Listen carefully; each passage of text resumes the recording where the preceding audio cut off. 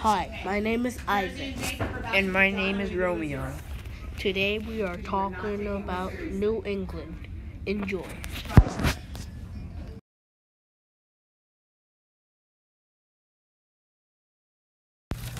Plymouth was the first permanent settlement in New England.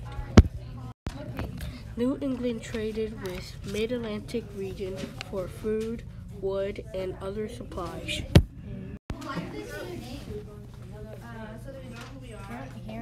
It's like the girl. You have to press play. It is on play. Oh, what is that?